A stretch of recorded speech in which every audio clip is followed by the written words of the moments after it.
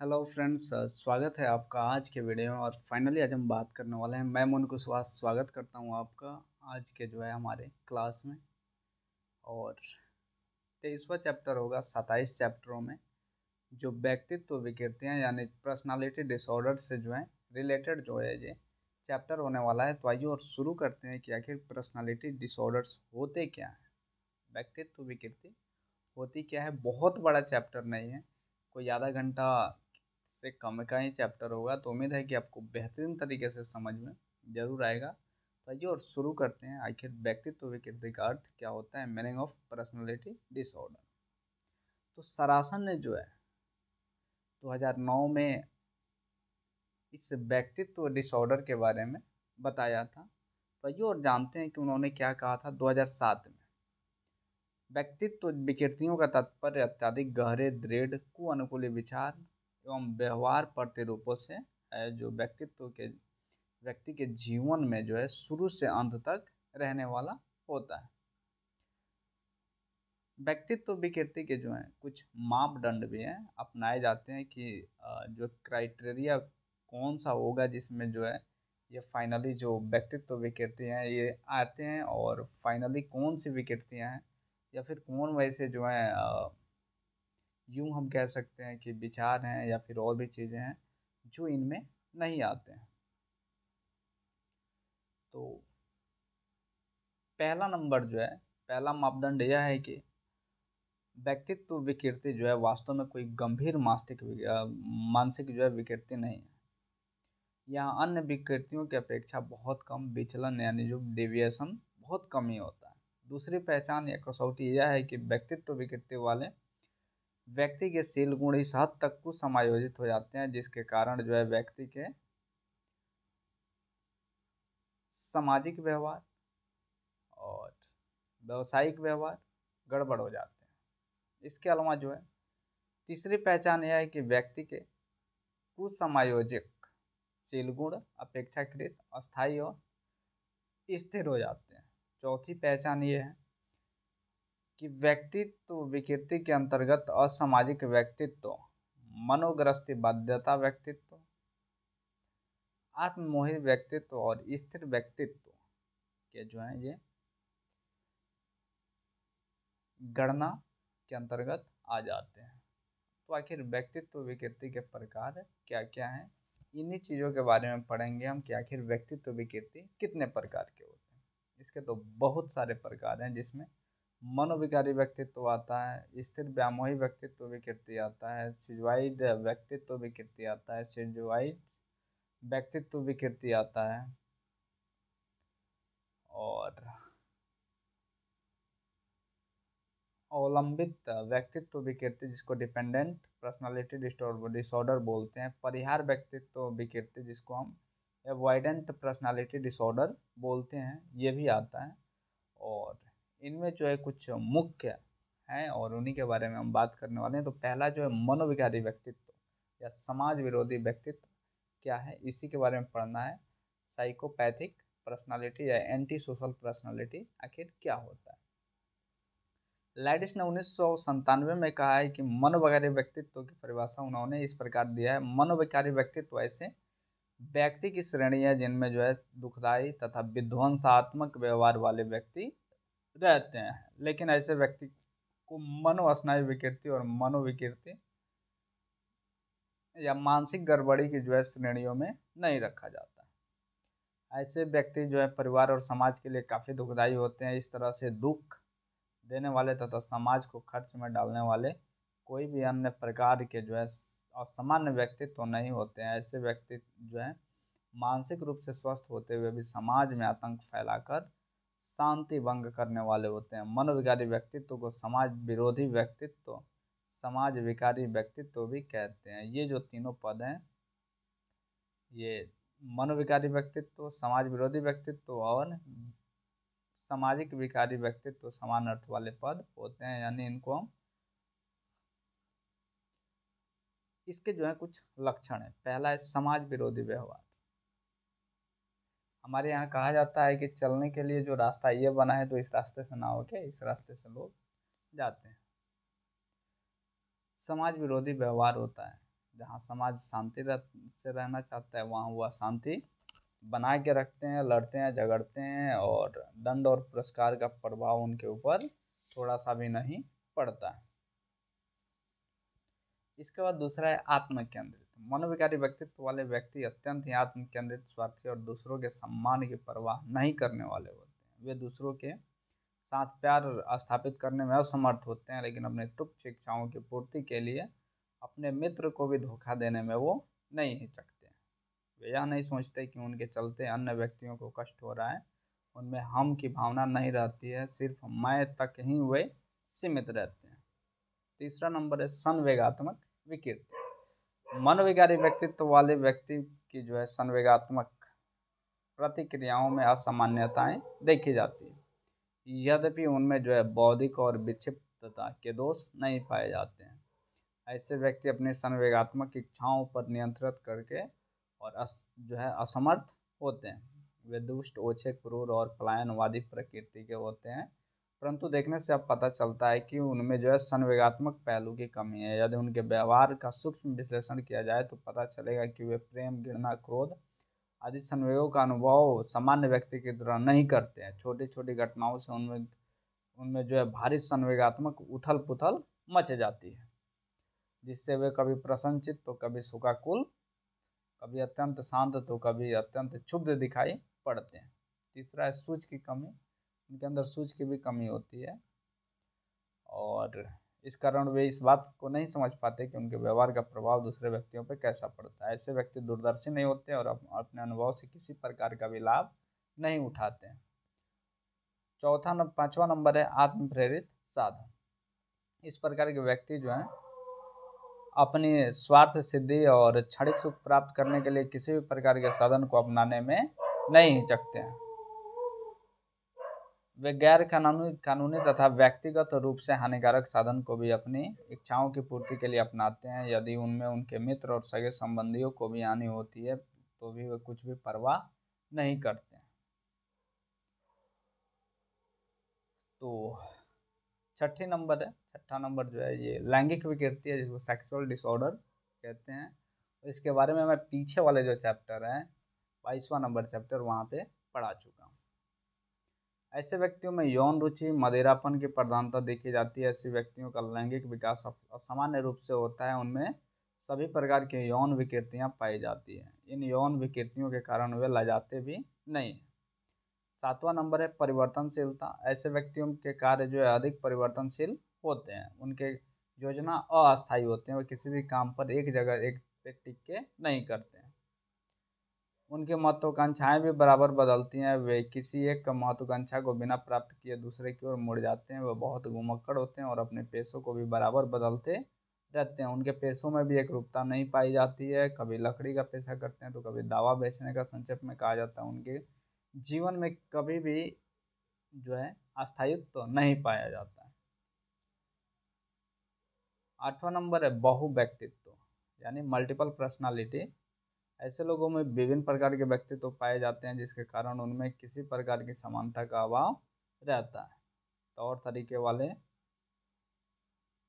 उनमें कुछ तो बातचीत में तार्किक, विवेकपूर्ण व्यवहार और इतने शिष्ट और अच्छे तार्किक वाले होते हैं कि उनका जो है दूसरे पर अच्छा प्रभाव पड़ता है। दूसरों के साथ व्यवहार करने में अच्छी योग्यता का परिचय देते हैं। वे दूसरों को अपनी बातों से प्रभावित करते हैं और उस पर विश्वास करते हैं तथा उनमें भी जो है दूसरों की बातों को सहने की शक्ति रहती है। दूसरों जो है उनमें कुछ बहुत ही झगड़ालू और आक्रामक प्रवृत्ति वाले भी लोग होते हैं। 9 नंबर है नैतिकता की कमी, लैक ऑफ मोरालिटी।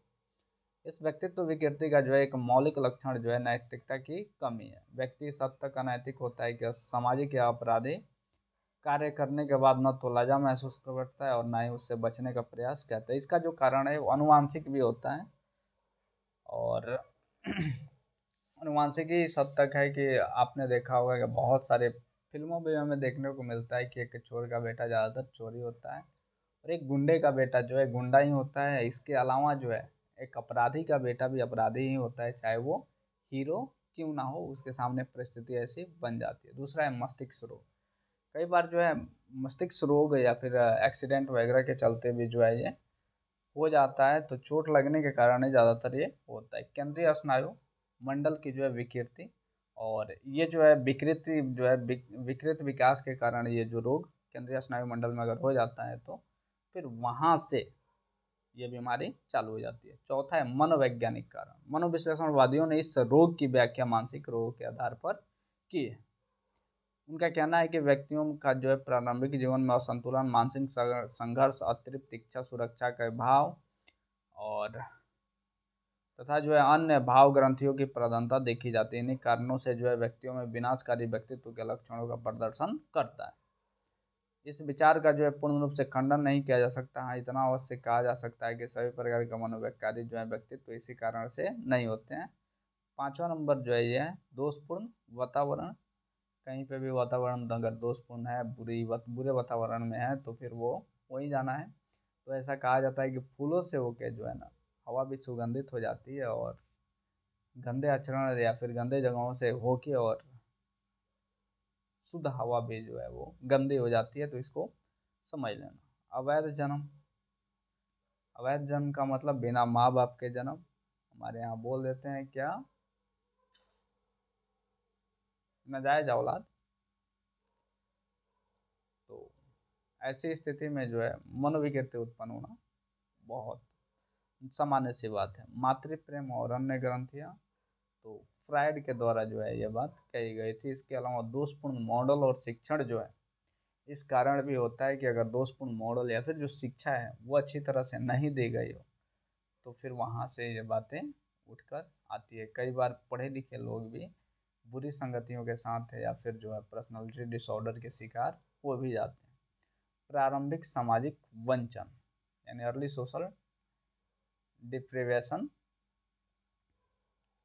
मनोविकारी व्यक्तित्व के निर्माण में जो है प्रारंभिक सामाजिक वंचन का महत्वपूर्ण हाथ होता है। जब बाल्यावस्था में बच्चे अपनी माँ से अलग हो जाते हैं तो उनकी सेवा, देखभाल, प्यार, स्नेह आदि से वंचित हो जाते हैं। फलतः उनके अंत पारस्परिक जो संबंध है तथा समाजीकरण की अन्य प्रक्रियाएं मनोविकृत स्वरूप की हो जाती हैं। बोरिस ने 1975 में अपने अध्ययनों के आधार पर बताया कि जो बच्चे कम उम्र में ही अपने माता पिता या समाज से तिरस्कृत या फिर उनके लाड़ प्यार से वंचित हो जाते हैं, वो दुर्व्यवहार के शिकार हो जाते हैं। यदि उनके परिवार की आर्थिक स्थिति कमजोर होती है तो वे बचपन की जो है सामान्य सुविधाओं से वंचित रह जाते हैं, जिसके कारण उनमें सदाचार का भाव विकास जो है उचित रूप से नहीं हो पाता है। वे दूरगामी उद्देश्यों को सुनिश्चित करने में सफल नहीं हो पाते हैं, क्योंकि वे स्वयं किसी के प्यार और स्नेह नहीं पाते हैं, इसलिए दूसरों के प्रति प्यार स्नेह दर्शाने में असमर्थ होते हैं, और इसलिए वो जो है वो मनोविकृति के शिकार हो जाते हैं।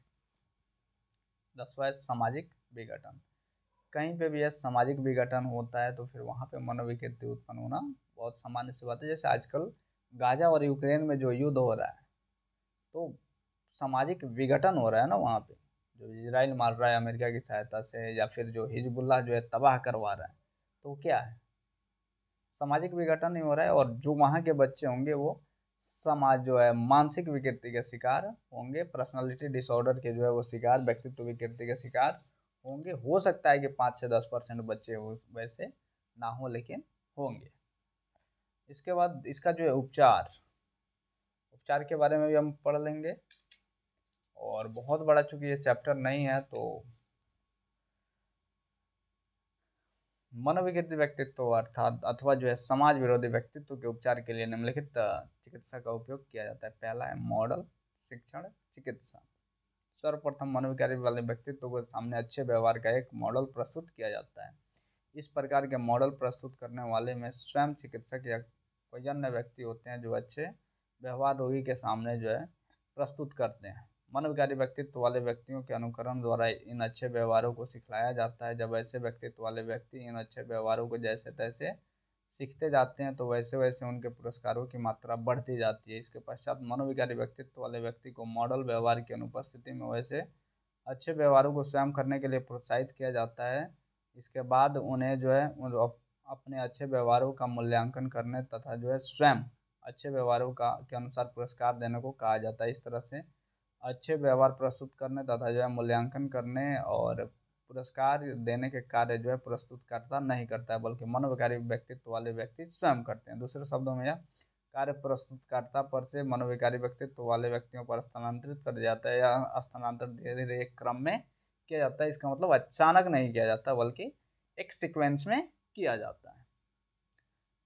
तीसरा नंबर है मनोविकारी व्यक्तित्व वाले जो व्यक्ति जब उपयुक्त तथा अपेक्षित व्यवहार जो है खुद करने लग जाते हैं तो धीरे धीरे उन्हें भौतिक पुरस्कार से वंचित कर दिया जाता है, और इस तरह से प्रतीकात्मक पुरस्कार द्वारा उचित व्यवहारों को करना सीख लेते हैं और उनके जो बुरे व्यवहार वो नियंत्रित हो जाते हैं। इस प्रकार के उपचार का मुख्य उद्देश्य समाज विरोधी व्यक्तियों में स्व नियंत्रण का विकास करना होता है, जिससे उनमें किसी बाह्य उत्तेजन से नियंत्रित होने की जरूरत ना पड़े। ऐसा करने से वे स्वतः सदाचार के भाव से निर्देशित होते हैं और उनमें समाज विरोधी व्यवहार जो अब तक बाह्य उत्तेजनाओं से निर्देशित हो रहे थे वे अपने अंतःकरण के द्वारा निर्देशित होने लगते हैं। वे सदाचारपूर्ण तथा समाज के लिए लाभप्रद व्यवहार करने के लिए जो है तत्पर हो जाते हैं। मनोविकारी व्यक्तित्व के कितने प्रकार हैं, या फिर जो समाज विरोधी जो व्यक्तित्व हैं इसके कितने प्रकार हैं, आइए और इसको भी हम देख लेते हैं। मनोविकारी व्यक्तित्व या समाज विरोधी व्यक्तित्व के प्रकार, पहला है उत्केंद्र व्यक्तित्व जिसको हम इसेंट्रिक पर्सनालिटी बोलते हैं। मनोविकारी उत्केंद्र व्यक्ति के चरित्र के दुर्बलताएं विभिन्न प्रकार की चिंता, विषाद, प्रेरणा, उन्माद प्रवृत्तियों के द्वारा अभिव्यक्त होती है। वह अपनी आंतरिक कमजोरियों को क्षतिपूर्ति के द्वारा छिपाने की कोशिश करता है, इसलिए वह निरर्थक व्यवहारों का को जो है अभिव्यक्त करता है। इस प्रकार के कुछ व्यक्ति किसी विशिष्ट व्यक्ति जैसे सौतोली माँ या भाई को अपने दुख का कारण समझ बैठता है और उससे घृणा करने लगता है, परंतु ठीक से पता लगने पर पाया जाता है कि उसमें कुछ वास्तविक नहीं है। उसके विपरीत लिंग के प्रति विरक्ति देखी जाती है, इसके साथ साथ उसमें तरह तरह की यौन विचित्रताएं देखी जाती है, सेक्सुअल। दूसरा नंबर है दुखदाई व्यक्तित्व। तो कई सारे लोग जो हैं दुखी ही रहते हैं हमेशा, तो वैसी भावनाएं जो है उनके अंदर पनप जाती है और वो जो है वो समाज विरोधी व्यक्तित्व के शिकार हो जाते हैं। तीसरा नंबर है भ्रमणकारी व्यक्तित्व। मनोविकारी भ्रमणकारी या फिर आवारागर्द एक स्थान पर रहने में असमर्थ होता है। एक स्थान पर जीविकोपार्जन कर आराम से रहने की अपेक्षा वह इधर उधर घूमकर कष्टों को सहना अच्छा समझता है।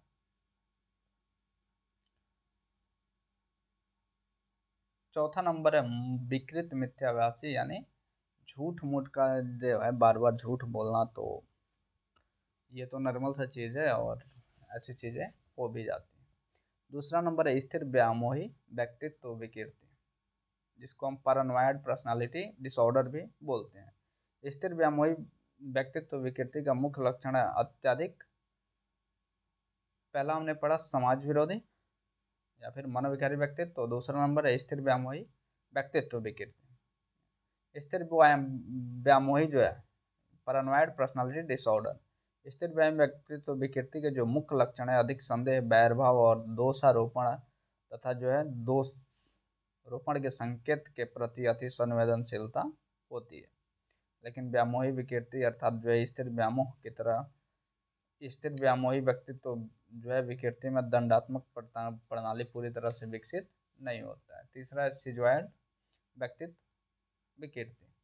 इस श्रेणी की विकृति की पहचान थोड़ा कठिन है। एक और मनोविदालता यानी जिसको सिजोफ्रेनिया बोलते हैं, दूसरी ओर सिजोटिपल विकृति से मिलती जुलती है, फिर भी सिजोइड व्यक्तित्व विकृति कुछ निश्चित लक्षण है जिसे पहचाना जा सकता है। इसके लक्षण है संवेगात्मक उदासीनता, गोपनीयता, एकाकीकरण या फिर एकाकीपन और परिहार जिसको हम विड्रॉल बोलते हैं, और दूसरों के साथ घनिष्ठ संबंध कायम करने की अयोग्यता।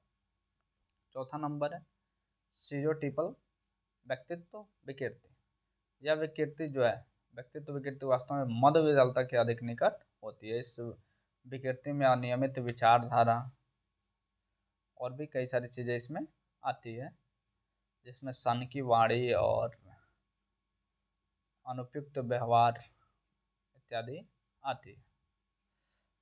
पांचवा नंबर है अवलंबित व्यक्तित्व विकृति, जिसको डिपेंडेंट पर्सनालिटी डिसऑर्डर बोलते हैं। अवलंबित व्यक्तित्व विकृति वह व्यक्तित्व शीलगुण विकृति है जिसमें व्यक्ति अधिक निष्क्रियता का प्रदर्शन करता है, वह किसी तरह की जवाबदेही लेने से भागता है और दूसरों को हर तरह की जवाबदेही लेने के लिए बाध्य करता है, यहाँ तक कि अपने जीवन का उत्तरदायित्व भी दूसरों पर थोप देता है। ऐसे व्यक्ति में आत्मविश्वास तथा निर्णय करने के शील गुणों की भारी कमी होती है। इस विकृति को पहले आस्थेनिक व्यक्तित्व भी कहा जाता था।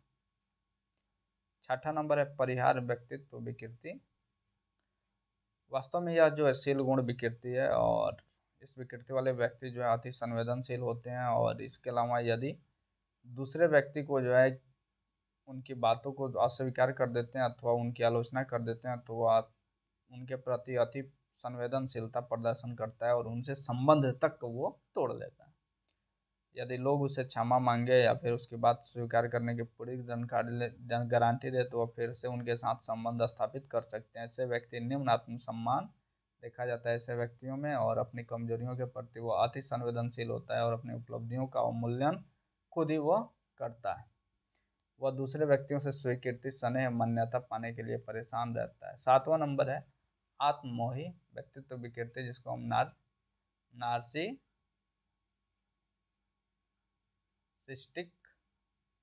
पर्सनालिटी डिसऑर्डर बोलते हैं।